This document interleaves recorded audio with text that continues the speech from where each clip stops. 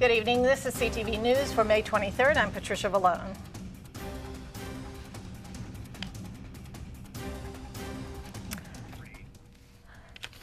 Prince George's Teachers Union in the school district reached a tentative agreement on a new contract. The rank and file approved the deal last night. It means some other things: pay raises for teachers, a focus on smaller class, less testing, and more planning for special education teachers. PGCTV President Teresa Dudley says this contract isn't just about the money. I think our educators on a personal level will be very pleased with this contract. They'll be pleased to be honored and not feel neglected by the system as an institution. And I want to thank my members for getting out there and showing up, speaking up so that we could step up. More than 10,000 teachers are expected to receive pay increases. A bill mandating half of Maryland's energy come from renewable resources by 2030 is set to become law on Friday. It's one of several hundred measures likely to move forward without Governor Hogan's signature after he canceled his final bill signing ceremony scheduled for today. The legislation, called the Clean Energy Jobs Act, passed the General Assembly last month. It requires utilities in the state to subsidize solar and wind farms. Critics say it doesn't do enough to combat climate change or guarantee jobs in Maryland.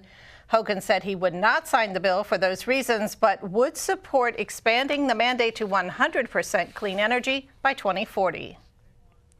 Congressman Steny Hoyer is joined by two of his congressional colleagues as he visits the Judith P. Hoyer Family Learning Center in Adelphi. Sylvia Garcia of Texas at the left and Congresswoman Barbara Lee of California as he toured the facility, which offers early childhood programs for families. They also took part in a roundtable discussion about the center's mission. The visit comes in the shadow of the latest controversy in Washington.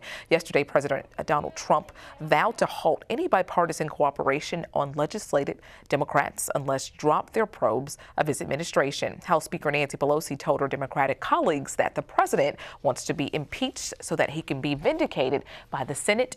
So where does this leave the U.S.? And I hope the president comes to his senses, frankly, and I hope his advisors say, look, the American people expect us to get their work done and not to have some sort of tantrum and sit in the corner and not cooperate with one another. The counselor to the president, Kellyanne Conway, says Trump will work with Democrats when they stop playing games.